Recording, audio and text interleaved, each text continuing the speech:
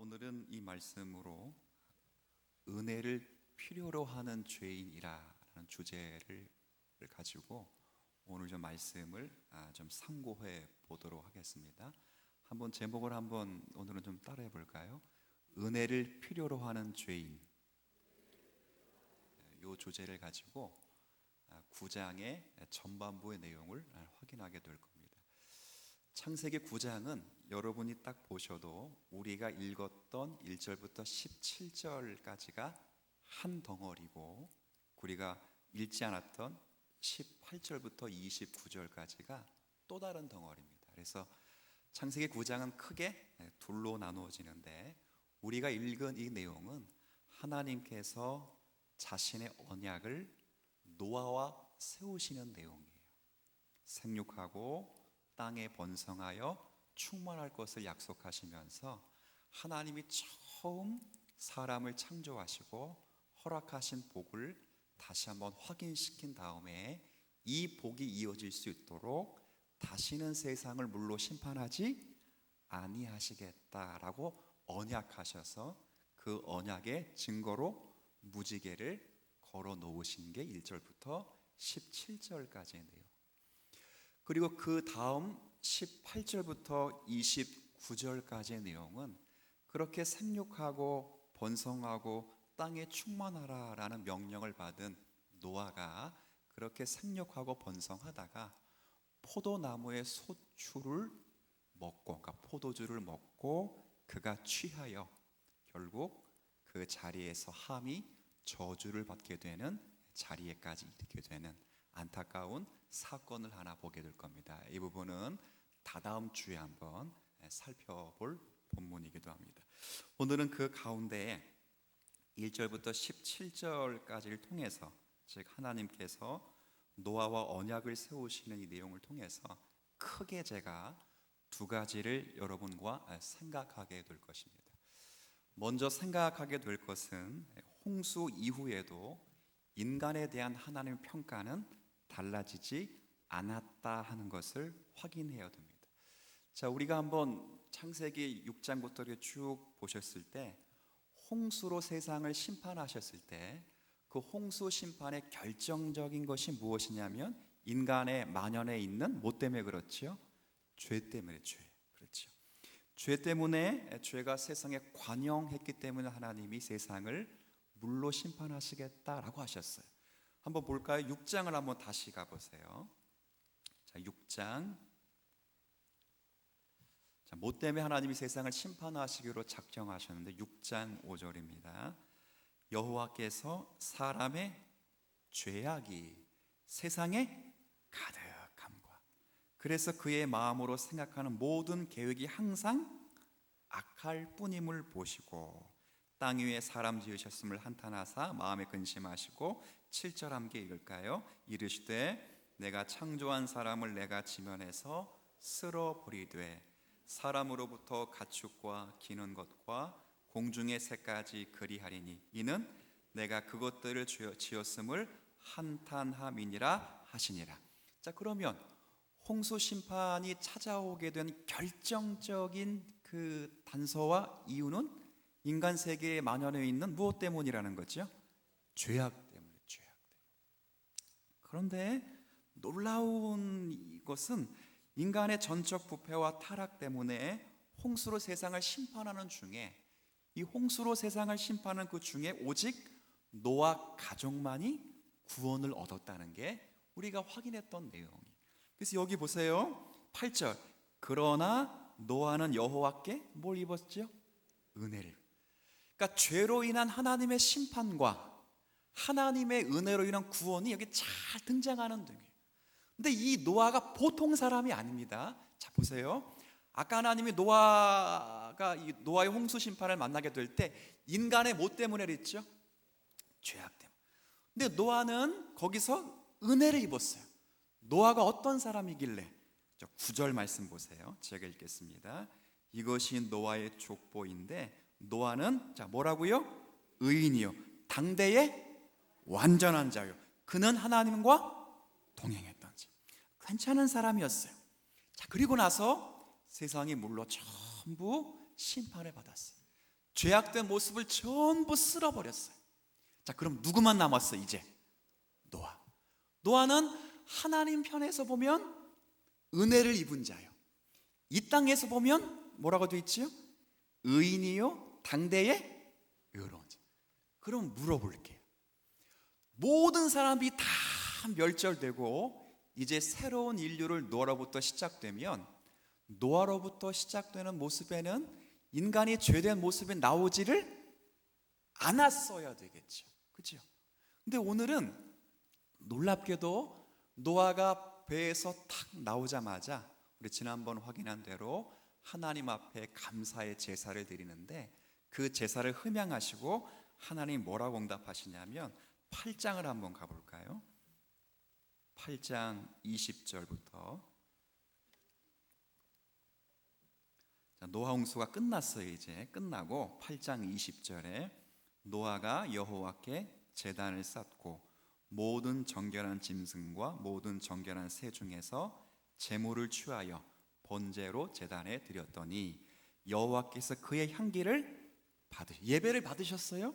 받으신 다음에 하나님 뭐라고 중심에 말씀하시는지 같이 있습니다. 그 중심에 이르시되 내가 다시는 사람으로 말미암아 이 땅을 저주하지, 이는 사람의 마음이 계획하는 바가 어려서부터 악함.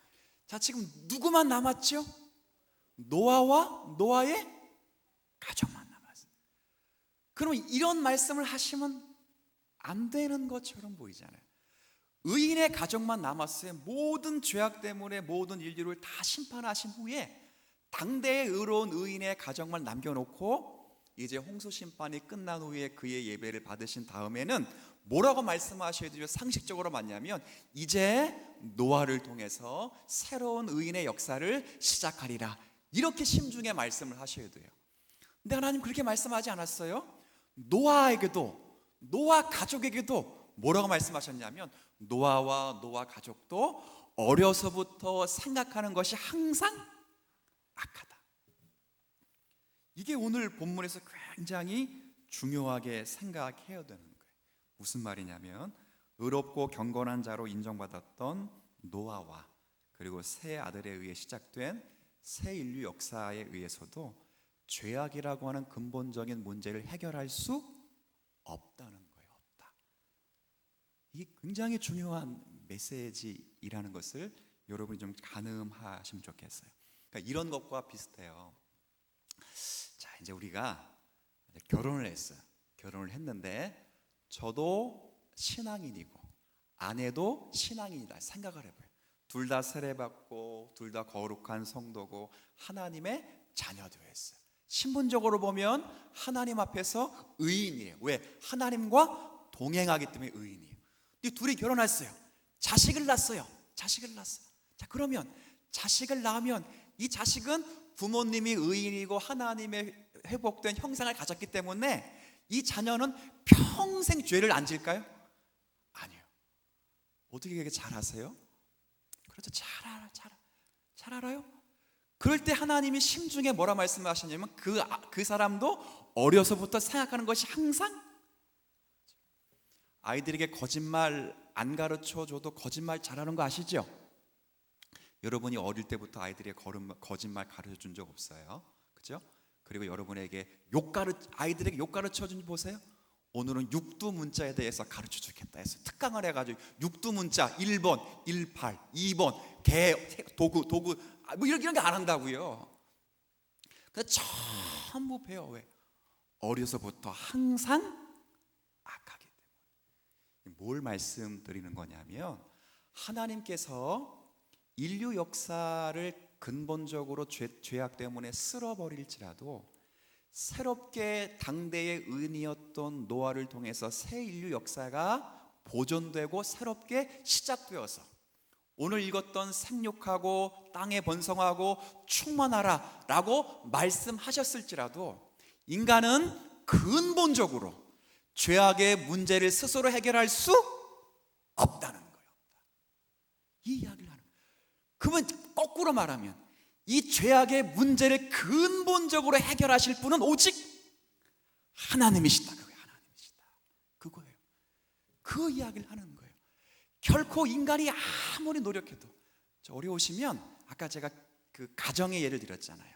천사 같은 아내, 의로운 남편, 여러분 한번 생각해 보세요. 그 아이의 자녀가 낳는데 항상 어려서부터 생각하는 것이 악하죠.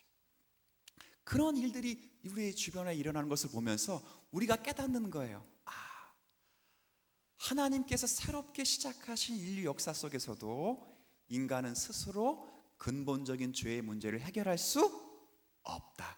이것을 깨닫게 하시는 거예요. 그러니까 인간은 결국 하나님의 선하심과 하나님의 인도하심과 하나님의 복 주시는 그런 은혜를 누릴 실력이 없다는 걸 보여줘요. 이게 18절부터 29절에 있는 말씀이에요. 어떤 내용이었죠? 노아가 자신이 가지고 있는 포도원의 소출을 가지고 복된 자리로 그 스스로가 들어가지를 못하고 오히려 포도주에 취해서 그 취함으로 인하여 가족이 저주를 받는 데까지 갈 수밖에 없는 것이 인간의 현실임을 보여주는 거예요. 이게 첫 번째 우리가 필요한 은혜예요. 그러니까 이 사실을 두고 염두에 보면서 노아 언역을 주의 깊게 살펴볼 때는 인간의 죄악의 부패를 전제하고 있다는 것을 잘 보여줘요.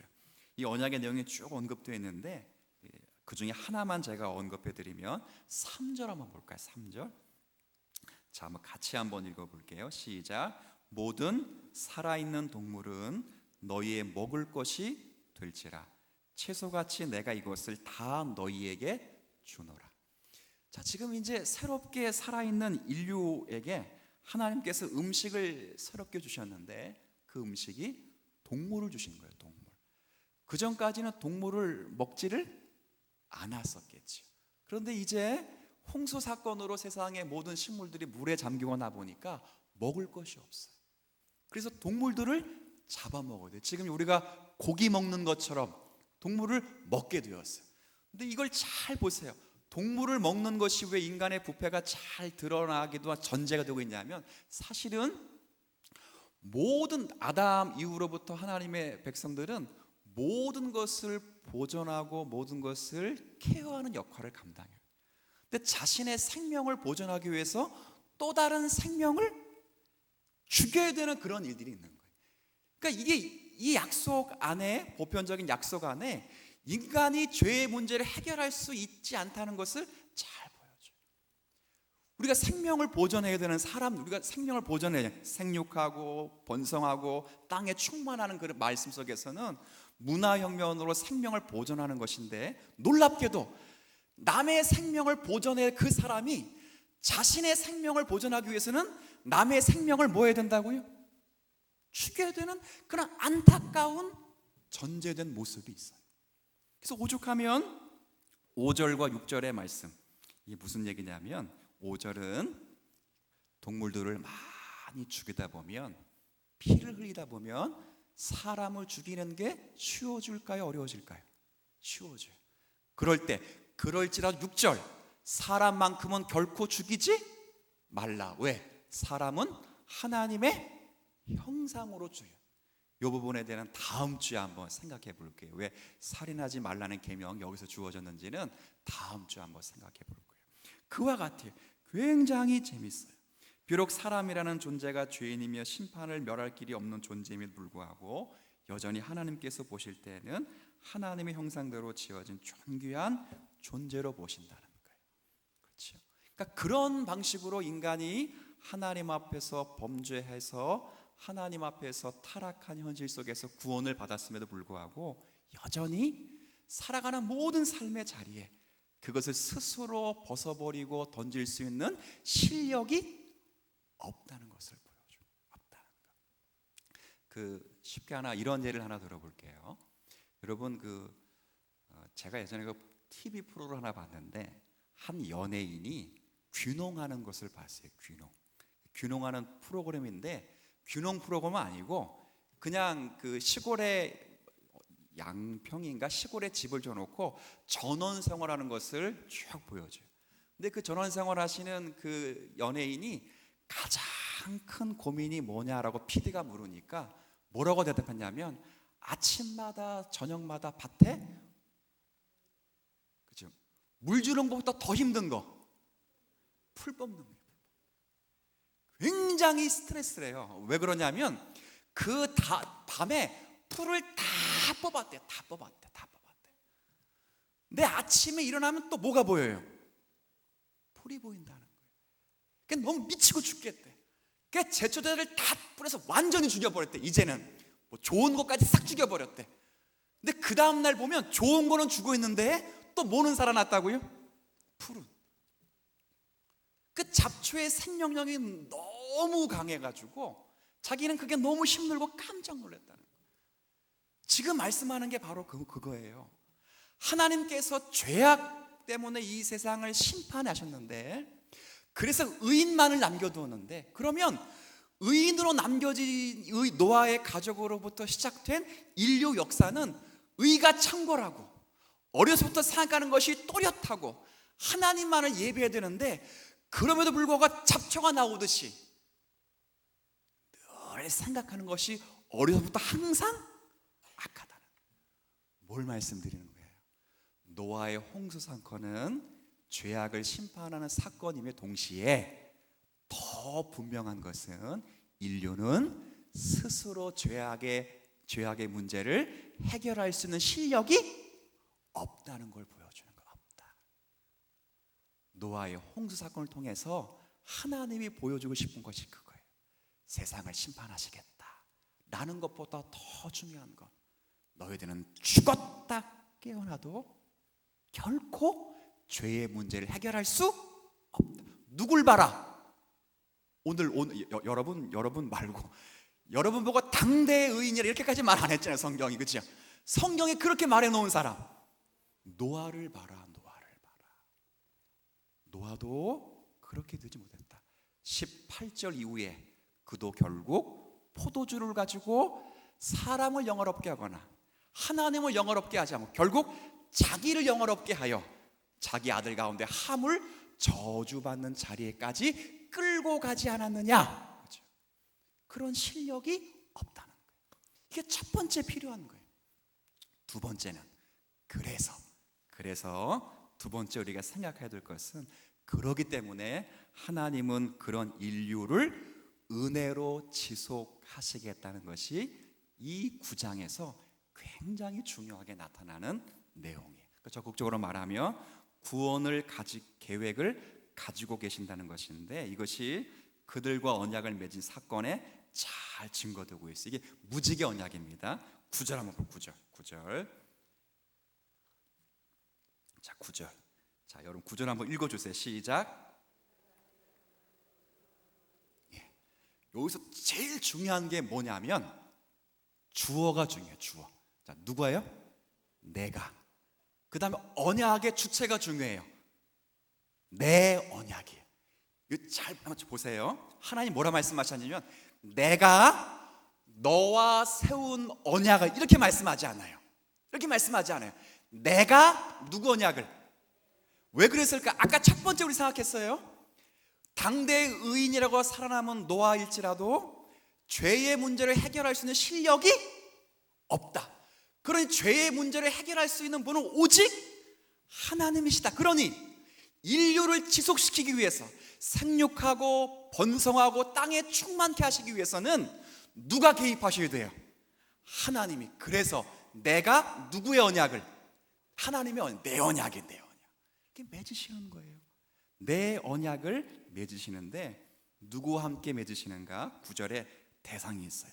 너희와 너희 후손. 물론 이 언약 안에는 10절에 보면 가축과 생물도 포함돼요.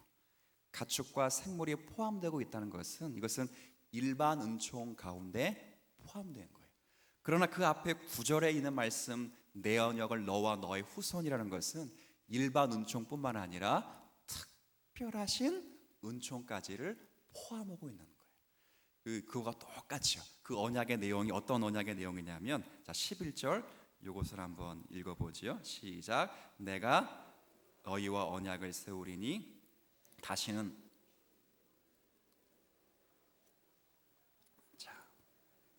네, 제가 의역해서 읽어드릴 테니까 의역해서 읽어드릴 때 이해가 되면 지금 설교를 이해하는 거예요. 제가 11절을 읽어드릴게요. 내가 내 언약을 너와 세울 것인데 다시는 모든 생물을 홍수로 멸하지 아니할 것이다. 왜냐하면 그렇게 멸한다고 세상이 바뀌거나 그러니까 죄인이 의인이 되는 역사가 일어나지를 않는다. 그렇죠. 그런 방식으로 하나님께서 인간의 구원을 허락하시지를 않겠다는 거예요. 그걸 보여주는 언약이 바로 그 언약이고, 그래서 12절, 자 13절만 읽죠. 시작. 내가 내 무지개를 구름 속에 두었나니 이것이 나와 세상 사이의 언약의 증거니라. 무지개는 여러분들이 제가 옛날에 우스갯소리로 한번 교리 공부할 때 그런 말씀 드렸어요.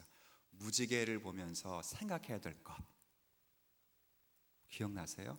예쁘다, 멋있다, 사진 찍는다, 이런 걸 생각하면 안 돼요. 뭘 생각하셔야 되죠? 그렇죠. 다시는 세상을 물로 심판하지 아니할 것이다. 왜냐하면 심판으로 세상의 모든 죄악을 청결할 수 있는 문제가 아니라는 거예요. 그럼 뭘로 세상을 구원할 수 있다는 거예요? 심판으로 구원하지 못하고 은혜로 구원하겠다는 것을 보여주는 언약이 뭐예요? 그럼 무지개를 보면 무슨 생각해야 돼요? 물론 요즘은 무지개를 보면 별로 좀 기쁘지 않아요. 왜 그러냐면 동성애 주장하시고 신막스주의 주장하신 분들이 걸고 다니는 게 뭐냐면 무지개. 걔네들도 의미가 있어요. 왜 무지개를 걸고 있었냐면 이 무지개가 다시는 세상을 심판하지 않겠다, 화평의 언약이거든요. 그러니까 자기들이 그런 사람이라고 주장해서 무지개를 갖다 걸어 놓거든요. 그래서 보이기가 조금 그래. 근데 그거에 신경 쓰지 말고 무지개를 보면서 정말 아름답다는 것을 넘어서 뭘 생각해야 되느냐, 다시 한번 말씀드릴게요. 심판으로 세상이 바뀌지 않고 은혜로 세상을 변화시키시기로 하나님이 작정하셨다. 아멘. 놀라운 거. 뭘 보면서 생각하셔야 돼요? 무지개. 오늘 시간이 없어 거기까지 말 못하겠지만 십자가, 이 무지개의 완성의 완성. 무지개가 히브리어로 말하면 이게 활이에요. 활. 무지개가 히브리어로는 활이에요. 영어로 하면 그래서 뭐라 부르죠? 레인 보우할 때 이 바우라는 말이 활이거든요. 활은 심판을 상징하잖아요. 근데 심판을 상징하는데 활은 걸어 놓았는데 뭐는 없어요? 활만 있으면 사람 죽일 수 있어요, 없어요? 없지요. 활에다가 뭘 끼워야 돼? 총알이 아니 뭐래? 화살. 근데 화살은 뺐어요. 이것과 똑같아요. 저희 좀 쑥스러운 얘기를 드릴게요. 제가 자녀들을 교훈할 때 때리는 몽둥이가 있어요. 몽둥이가 있거든요. 근데 요놈들이 아이들이 몽둥이를 숨겨놔. 그 왜 그러면 그거 숨겨놓으면 안 맞을 줄 알고.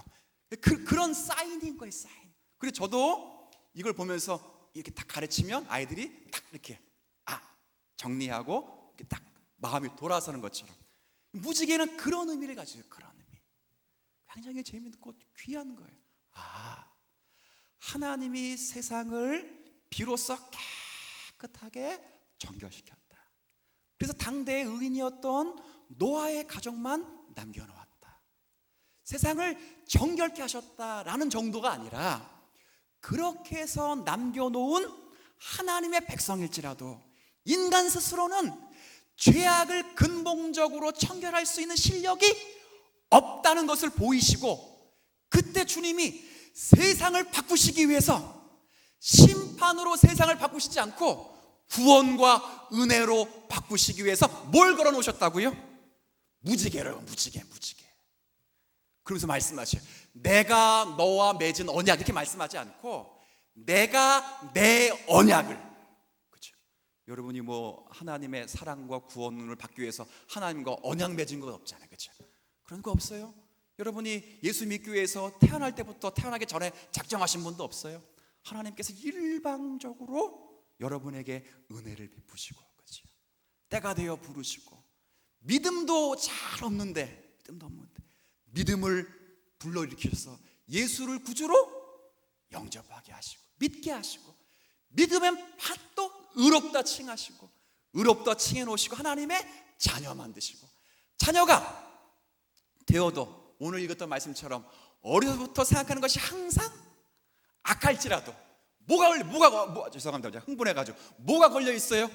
우리 마음에 무지개가, 십자가 걸려 있기 때문에 다시는 안종석 너를 내가 심판으로 정지하거나 바꾸지 않고, 너에게 내가 그리스도로 보내신 십자가의 구속을 지속적으로 성령의 은혜로 적용시켜서 너를 변화시켜 주실 것이다. 하나님이 그렇게 하시는 거예요.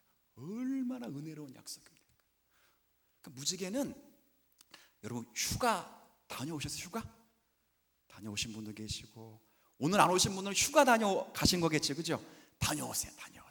다녀오시면서 소나기 있는 쪽을 가세요. 소나기 쫙 내리고 난 다음에 끝물에 뭐 내려요? 근데 저도 잘 안 되는데요, 예전에 우리 아내랑 이렇게 시흥고개 맞나요? 시흥 아이스 가기 전에 고개 넘어가는 거, 거기 직진 도로가 뚫리기 전에, 수년 전에 넘어가면서 이렇게 우회전해야 되잖아요. 근데 넘어가는데 무지개가 정말 선명하게 빨주노초 파남보가 다 걸려 있어요. 내 차들이 갓길로 다 됐어. 그리고 다 내려서 사람들이 뭘 꺼냈을까요? 휴대폰을 꺼내서 이렇게 하는 사람도 있고 이렇게 찍냈어요. 근데 저는 뭐 했을까요? 저는 누가 기도했어요? 복 받을지어다. 기도해야 되는데 저도 모르게 아내랑 둘이 이러고 있었다, 이래요. 우린 그래요. 언약조차도 잘 잊어먹어요. 하나님의 태생을 알아요. 우리가 모태로부터, 적신으로부터 죄악 중에 출생한 걸 다윗이 깨달은 것처럼 우리는 잘 알아요. 하나님이 그렇게 우리를 변화시키지 않으셔요. 아브라함을 부른 것도, 야곱과, 그렇죠? 하나님의 백성들을 이스라엘 부른 것도, 그리고 영적 이스라엘인 우리를 그리스도 안에 부르신 것도, 우리를 심판하여 우리를 하나님의 자녀 삼는 게 아니에요. 당신께서 걸어놓으신 그 무지개를 늘 기억하면서 내가 내 은혜로, 내 사랑으로, 내 긍휼과 내 자비로 내 백성을 변화시키고 구원시켜 낼 것이다 하고 딱 걸어놓은 게 뭐라고요? 무지개. 휴가 가서 무지개 딱 보면 이제 셀카를 찍는 게 아니라 뭐부터 하라고요? 여러분은 그렇게 할 줄로 믿습니다. 기도하는 기도. 얼마나 큰 은혜로운지. 먹구름이 쭉 낄 때, 인류 역사 가운데 노아 시대 이후에 얼마나 두려웠겠어요. 근데 그때 무지개가 싹 뜰 때, 우리는 마땅히 죽어 멸망될 인류임에도 불구하고 하나님의 창조 역사와 하나님의 구원의 역사가 우리의 생명이 오늘도 보존되고 있구나 깨닫는 거예요. 우리도 이 땅 가운데 살면서 삶의 굴곡이 얼마나 많습니까? 넘어지고 시험 들고 화내고 때로는 짜증 많아요. 그때마다 아이고 이래서 죽는데 그러는데, 그럴 때마다 믿음으로 주님을 바라보면 내 심령에 무지개 언약, 십자가의 은혜가 쫙 펴는 거죠. 이게 우리가 살아가는 은혜예요. 자, 결론만 낼게요. 하나님이 멋있어요, 안 멋있어요? 멋있어요. 성경은 뭐라 말하냐면 그런 하나님의 자녀가 된 것이 복이다 이렇게 말해요. 그 로마서에 뭐라 말하죠?